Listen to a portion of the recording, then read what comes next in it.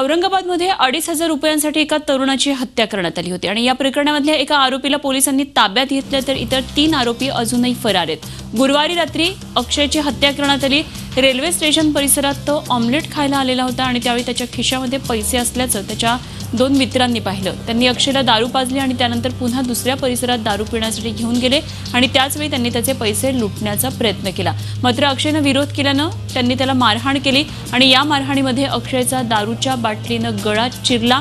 त्यानंतर या तरुणांनी त्याच्या खिशातली काही कागदपत्र जाळून टाकली, पण अक्षयच्या कॉलेजची फी भरल्याची पावती त्याच्या मृतदेहाजवळ सापडली आणि या खुनाचा उलगडा झाला।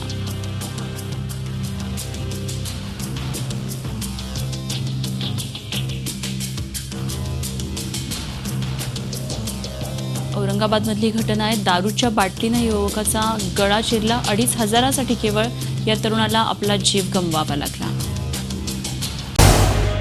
झी 24 तास रहा एक पाऊल पुढे।